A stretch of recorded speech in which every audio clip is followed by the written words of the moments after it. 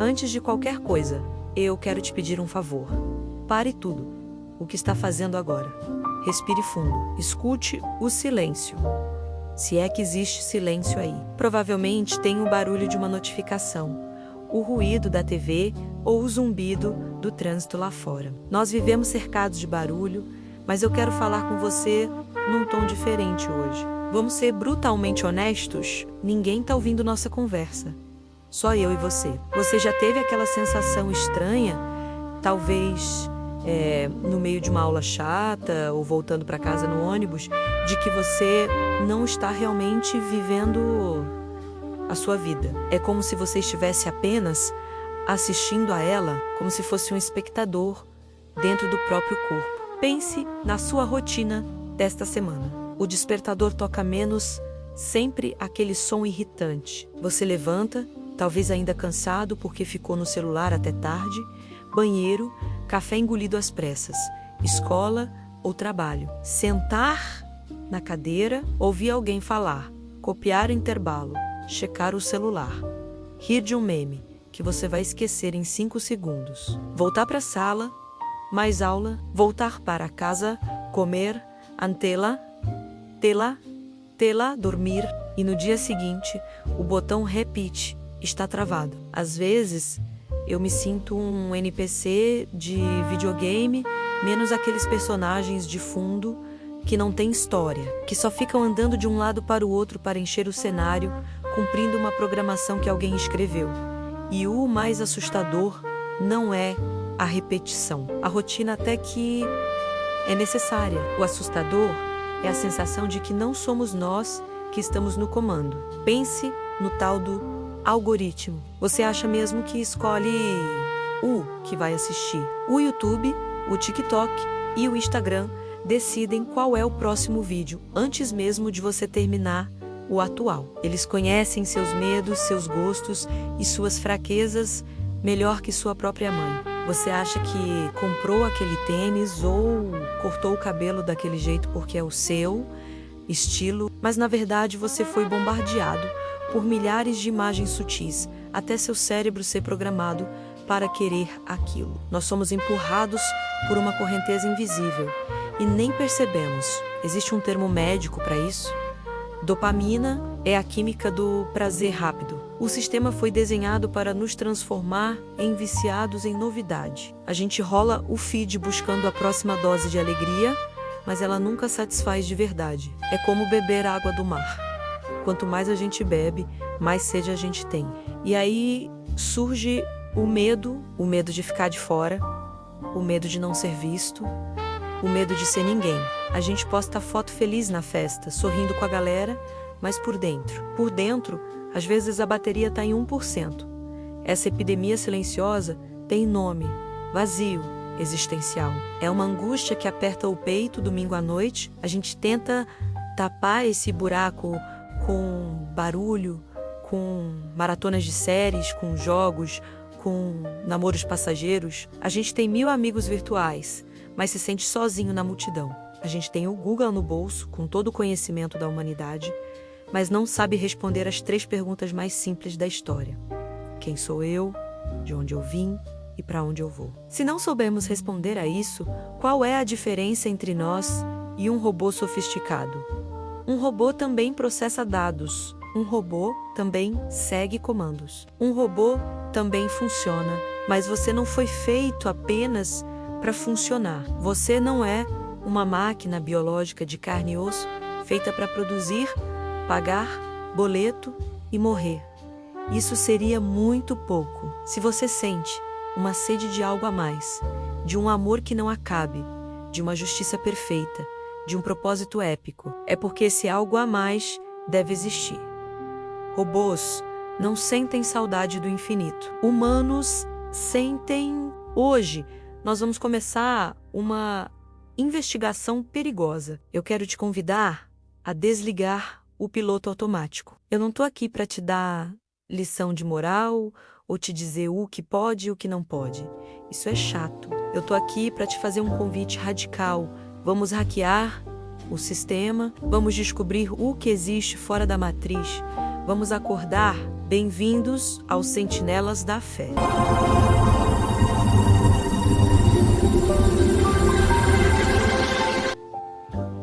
Você já parou para analisar a geometria do seu desejo? Parece uma pergunta estranha, mas ela é a chave para entender por que muitas vezes nos sentimos tão incompletos. Existe uma teoria fascinante, proposta por pensadores e filósofos ao longo dos séculos, que sugere que o nosso sentimento de vazio não é um erro de fabricação, mas uma pista vital sobre a nossa origem. Blaise Pascal, um gênio da matemática e da física do século XVII, formulou isso de maneira brilhante. Ele disse que existe no coração de todo ser humano um abismo infinito, um vazio que tem um formato muito específico. E a grande tragédia da nossa vida moderna é que passamos os nossos dias tentando preencher esse abismo infinito com coisas finitas. Vamos fazer um exercício de imaginação. Visualize que dentro do seu peito existe um buraco com o formato do infinito. A sociedade, o marketing e até a nossa própria ansiedade tentam nos vender peças para tapar esse buraco. A primeira peça é o consumo. Você compra aquele celular de última geração que acabou de ser lançado. A peça é brilhante, tecnológica, quadrada. Você a coloca dentro do buraco. Ela entra, te dá uma descarga de dopamina e alegria que dura, talvez, uma semana. Mas como a peça é finita e o buraco é infinito, ela acaba caindo lá dentro, sobrando espaço nas bordas. O eco do vazio retorna. Então, tentamos outra peça, os relacionamentos, a paixão, o namoro, a popularidade. Buscamos em outra pessoa a resposta para todas as nossas necessidades. Queremos que o namorado ou a namorada nos complete totalmente. A peça é redonda, bonita, quente, mas, adivinha, a outra pessoa também é humana, também é falha, também é finita. Ela não tem capacidade de ser Deus para você. Exigir que um ser humano preencha o seu vazio infinito é injusto com ele e frustrante para você. A peça não encaixa perfeitamente. E a angústia volta. Nós vivemos correndo no que a psicologia chama de esteira hedônica. É como um hamster na roda. Corremos atrás de um objetivo. Alcançamos, nos sentimos felizes por um instante. Nos acostumamos e voltamos ao nível normal de insatisfação, correndo atrás da próxima meta. É um ciclo sem fim de desejo e tédio. Santo Agostinho, um jovem que viveu uma vida intensa de festas, prazeres e busca por fama antes de se converter, sentiu isso na pele. Ele escreveu uma das frases mais verdadeiras da história da humanidade: "Inquieto está o nosso coração, enquanto não repousa em ti." Preste atenção na lógica matemática disso. O finito não pode conter o infinito. É geometricamente impossível. Se você tem uma sede que nenhuma água deste mundo consegue saciar, se você tem uma fome de amor que nenhuma pessoa consegue satisfazer plenamente, e se você tem um desejo de vida que se revolta contra a ideia da morte, isso é a prova cabal de que você não foi feito para este mundo. O peixe não reclama que está molhado, porque a água é o seu lugar natural. Mas nós reclamamos que o tempo passa, que as coisas acabam, que o amor esfria. Por quê? Porque a nossa água natural é a eternidade. Nós somos exilados do infinito. Essa angústia que aperta o peito nas tardes de domingo, ou aquele silêncio desconfortável antes de dormir, não é necessariamente depressão, embora devamos sempre cuidar da nossa saúde mental com profissionais. Mas no nível espiritual, essa dor é saudade. É a sua alma gritando de saudade de casa, saudade de quem te desenhou. O mundo tenta nos vender analgésicos. Compre isso, viaje para lá, tem esse corpo. Mas a felicidade não está no ter, está no ser. E você só descobre quem você é quando encontra quem te fez. Enquanto tentarmos preencher esse abismo com migalhas materiais, seremos escravos da insatisfação. A liberdade começa quando aceitamos: eu sou grande demais para este mundo. Eu quero o infinito.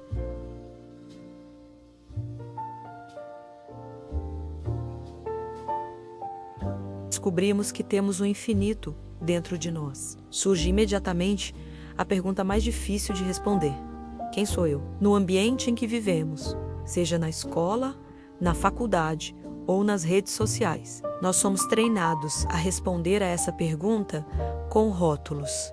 Vivemos num sistema de castas invisível. Existem os populares, os inteligentes, os atletas, os esquisitos, os invisíveis. A sociedade adora colar etiquetas na nossa testa, como se fôssemos produtos numa prateleira de supermercado. E o pior de tudo, não é que eles colhem as etiquetas, o pior é que nós acreditamos nelas. Nós vestimos a fantasia e passamos a atuar o papel que esperam de nós. Muitos jovens passam a adolescência inteira achando que são as suas notas escolares. Eu sou o aluno nota 10, e isso traz uma pressão insuportável de nunca errar. Ou, eu sou o aluno nota 4 e isso traz a certeza mentirosa de que você é um fracasso. Outros acreditam que a sua identidade está no número de seguidores ou likes no Instagram e no TikTok. Se a foto bomba, eu valho muito. Se a foto flopa e ninguém comenta, minha autoestima vai para o subsolo. Percebem o perigo disso? Se você é o seu sucesso, o que acontece no dia em que você fracassar? E o fracasso acontece para todos. Se você deixa de ter sucesso, você deixa de existir, a proposta cristã para a identidade é uma revolução radical. Ela diz: você não é o que você tem. Você não é o que você faz. Você não é os seus erros, nem os seus acertos. Você não é a opinião dos outros sobre você. Você é alguém. Você é um sujeito único, irrepetível e insubstituível. Parece frase de autoajuda, mas é um fato ontológico. Pense nisso. Nunca existiu em toda a história do universo, desde o Big Bang até hoje, outro ser humano com a sua combinação genética, com a sua história, com a sua alma, e nunca existirá outro depois que você partir. Deus não sabe fazer cópias, ele só cria originais. Vamos olhar para a ciência básica. A sua impressão digital, olhe para a ponta do seu dedo agora. Essas linhas formam um código exclusivo, ninguém no planeta tem igual. Isso é a assinatura do artista na obra de arte. É a prova física de que você não é um número numa multidão, mas um projeto exclusivo. Quando a gente entende isso de verdade, a inveja menos que é um veneno.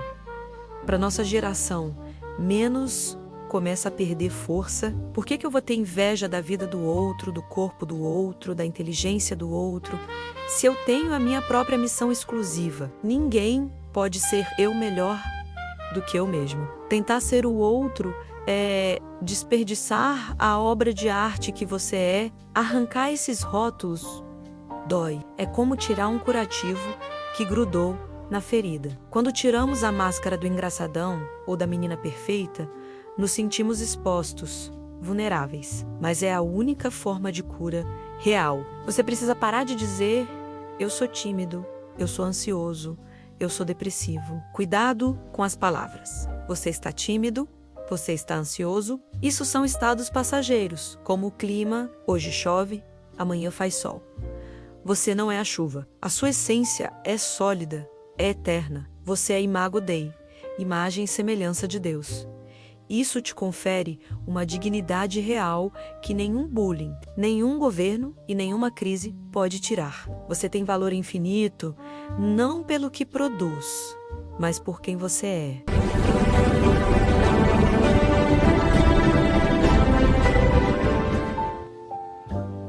Agora que falamos sobre quem somos, precisamos enfrentar a pergunta de onde viemos. Existe uma narrativa muito forte hoje em dia que diz que somos apenas poeira de estrelas, fruto de um acidente cósmico sem sentido. Mas a própria ciência, quando olhada com profundidade e sem preconceitos, nos conta uma história diferente. Vamos falar sobre a complexidade da vida. Vamos falar de DNA. Você sabia que dentro do núcleo de cada uma das suas trilhões de células existe uma fita de código com 3 bilhões de letras? É um manual de instruções tão denso e complexo que, se imprimíssemos em papel A4, a pilha de folhas seria mais alta que o maior prédio do mundo. Façamos um experimento mental. Imagine que você está caminhando numa praia deserta, selvagem, onde nenhum humano pisou antes. De repente você vê algo brilhando na areia, você se aproxima e encontra um smartphone de última geração ligado, funcionando perfeitamente. Qual seria o seu primeiro pensamento? Você diria: nossa, que incrível! As ondas do mar bateram nas pedras por milhões de anos. O silício se organizou sozinho, formou o vidro. Os metais se juntaram para fazer o processador e a bateria se carregou com a energia do sol. Tudo por acaso? Se alguém dissesse isso, seria internado como louco. A nossa inteligência reconhece imediatamente onde há design complexo, funcionalidade e ordem. Houve um designer inteligente. O acaso não cria sistemas de informação. Pois bem, você é infinitamente mais complexo que qualquer smartphone ou supercomputador já inventado. O seu olho possui um sistema de foco e captação de luz, que nenhuma câmera 8000 consegue imitar com perfeição. O seu sistema imunológico é um exército de defesa mais organizado e estratégico que as forças armadas de qualquer país. O seu cérebro faz trilhões de sinapses e processa sentimentos, memórias e raciocínios numa velocidade que desafia a compreensão. Acreditar que toda essa maravilha biológica é resultado de uma explosão aleatória, onde a matéria morta magicamente ganhou vida e consciência sozinha, exige muito mais fé cega do que acreditar em Deus. O materialismo ateu tenta nos convencer de que viemos do nada e vamos para o nada, que somos apenas animais mais evoluídos, sem propósito transcendente. Que esperança terrível e vazia, não é? O cristianismo, em harmonia com a razão, diz o oposto. Você foi projetado. Você foi querido. Antes de você ser gerado no ventre da sua mãe, você já existia como um projeto de amor na mente de Deus. E se existe um projeto, existe necessariamente uma finalidade. Pense nos objetos. Uma cadeira foi projetada para sentar. Uma caneta foi projetada para escrever. Se você tentar usar a caneta para cavar um buraco na terra, ela vai quebrar, porque você a usou contra a natureza dela. E o ser humano, para que fomos projetados? Qual é a nossa função? O nosso manual de instruções diz que fomos feitos para conhecer a verdade e para amar. Se vivemos contra a nossa natureza, menos mergulhados no ódio, no egoísmo, na mentira ou no vício, nós quebramos. A nossa alma pifa. A depressão espiritual e o vazio existencial muitas vezes são sinais de que estamos usando a máquina humana de um jeito errado. A crisma é o momento de abrir esse manual do fabricante e aprender a viver na potência máxima para a qual fomos criados.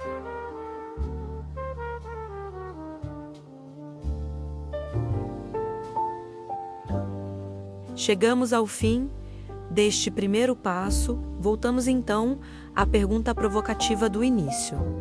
Eu robô? A resposta que você deve gritar com a sua vida é um sonoro e rebelde. Não, robôs não amam.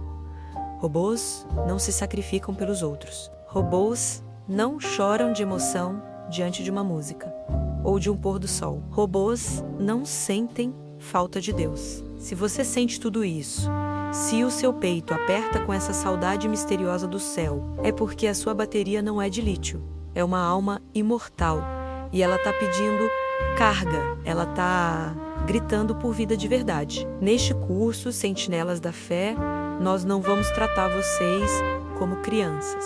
Esqueçam aquela catequese de colorir desenho. Aqui o papo é reto. Olho no olho. Vamos ter a coragem de enfrentar as perguntas difíceis. Vamos falar de ciência, de sexualidade, de morte, de liberdade, de política e, claro, dele, Jesus. Mas não vamos falar do Jesus histórico apenas, aquele homem de gesso parado na estante da avó. Vamos falar do Jesus vivo, o jovem galileu que hackeou a história, que dividiu o tempo em dois e que propõe a aventura mais radical de todas. A santidade em pleno século XXI. O que significa ser uma sentinela? Sentinela é aquele soldado de elite que fica acordado na torre de vigia, atento e forte, enquanto o resto do exército dorme. Olhem em volta. O mundo está dormindo. As pessoas vivem hipnotizadas pelas telas, anestesiadas pelo consumo, dopadas pelo entretenimento vazio. Ser sentinela é ter a coragem revolucionária de estar acordado. É ter a coragem de ser diferente da manada. É olhar para o céu estrelado e dizer: eu não sou um número estatístico. Eu sou um filho amado e tenho uma missão. Para provar que você está disposto a acordar, eu tenho um desafio prático para esta semana. O desafio sentinela. Parece fácil, mas te garanto que para muitos será dificílimo. Tente ficar 1 hora a menos, apenas 60 minutos, totalmente desconectado, sem celular, sem TV, sem música, sem podcast. Sozinho, vá para o seu quarto ou para uma praça. Aguente o tédio, olhe para dentro de si e faça a pergunta ao universo: Deus, se o Senhor existe mesmo, quem sou eu para você? Não tenha medo do silêncio. É no silêncio que as notificações do céu chegam. Eu não sei como você chegou até aqui, mas sei que não foi por acaso. Você foi convocado. A nossa jornada para sair da matriz e encontrar a realidade apenas começou. No próximo episódio, vamos colocar a fé e a ciência num ringue de boxe para ver quem ganha. Será que precisamos escolher entre a Bíblia e o Big Bang? Spoiler! eles podem ser grandes amigos. Esteja pronto, acorde.